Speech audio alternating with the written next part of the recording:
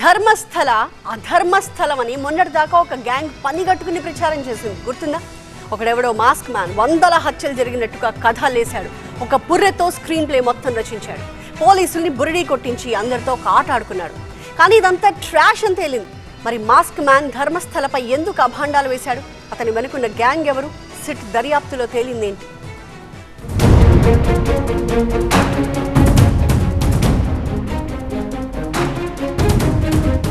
Karnataka ధర్మస్థలలో బురిడి gang కుట్ర బయటపడింది. వందల శవాలు పాతిపెట్టామంటూ కథహల్లిన మాస్క్ మ్యాన్ చిన్నయ్య చెప్పిందంతా అబద్ధమని సిట్ తేల్చి చెప్పింది. దీనికి సంబంధించి 3923 పేజీల చార్ట్ షీట్ ను బెల్లంగడి అదనపు సివిల్ కోర్టుకు సమర్పించింది సిట్.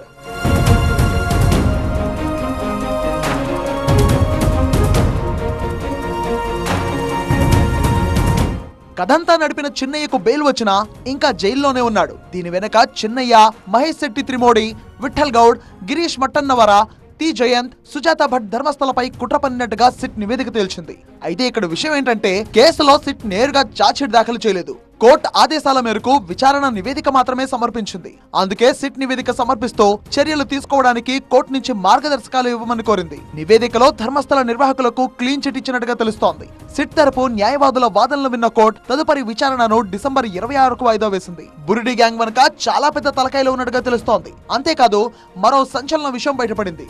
బురిడి గ్యాంగ్ అది చుంచనగిరి మఠాధిపతి నిర్మలానంద స్వామీజీని కలిసిన వీడియో వైరల్ అవుతోంది.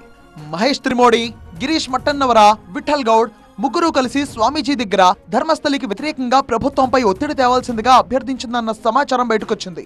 కేసులో మొదటి నిందితుడు మాస్క్ మ్యాన్ చిన్నయ్యను డబ్బు ఇచ్చి ఒత్తిడి చేసి అబద్ధపు స్టేట్మెంట్ ఎలా ఇవ్వాలో బురిడి గ్యాంగ్ కోచింగ్ ఇచ్చినట్టుగా తేలింది. ధర్మస్థలపై దాడి చేయడానికి సామూహిక సమాధులు అనే తప్పుడు కథనాన్ని అల్లి ఇందుకోసం నిందితులు ఒక మానవ కపాలాన్ని సేకరించి నకిలీ ఆధారాలు క్రియేట్ చేసి చిన్నయ్యను ముందుండి స్టోరీ నడిపినట్టుగా నిర్ధారణ అయింది. కుట్రలో భాగంగా త్రిమోడి ఇంట్లో పలు సమావేశాలు జరిగినట్టుగా సిట్ తెలిపింది. వీడియో క్లిప్పులు, బ్యాంకు లావాదేవీల వివరాలు, ఎలక్ట్రానిక్ డేటా, సాక్షుల వాంగ్మూలాలు వంటి ఆధారాలను సిట్ స్వాధీనం చేసుకుంది. మొత్తం ఆరోపణలు ఒక పద్ధతి ప్రకారం ప్లాన్ చేసినట్టు సిట్ ప్రాథమికంగా నిర్ధారించింది. సిట్ నివేదికపై రాజకీయ ప్రకంపనలు చోటు చేసుకుంటున్నాయి. అయితే ఇక్కడ సిట్ ఛార్జ్షీట్ కు సంబంధించి CM Siddaramaiah, deputy CM DK Shivakumar నివేదికపై భిన్నాభిప్రాయాలు వ్యక్తం చేయడం కొసమెరుపు.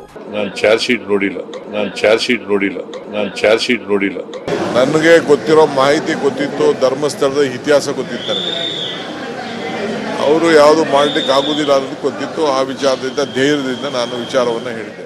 అయితే ఈ బురిడి గ్యాంగ్ కాంగ్రెస్ క్రియేట్ చేసిందే అని బీజేపీ ఆరోపిస్తోంది. ಬುರಿಡಿ ಗ್ಯಾಂಗ್ ಹುಟ್ಟಾಕಿರ್ತಕ್ಕಂಥವರೇ ಕಾಂಗ್ರೆಸ್ ಸರ್ಕಾರದವರು.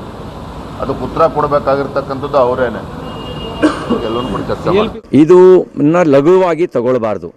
ಈ ಸಂಚಿನ ಹಿಂದ್ಗಡೆ మతాంతర మాఫియా ఇదే. ఇలా ఛార్జ్షీట్ పై రాజకీయంగా విమర్శల పర్వం నడుస్తోంది. ప్రస్తుతం సిట్ మిగతా 5గురిని అరెస్ట్ చేయడానికి కోర్టు అనుమతి కోరింది. అనుమతి ఇచ్చిన వెంటనే అరెస్టులు జరిగే అవకాశం ఉంది. తుది నివేదిక సిద్ధం చేయడానికి కస్టడీ విచారణకు సిట్ ఏర్పాట్లు చేస్తోంది.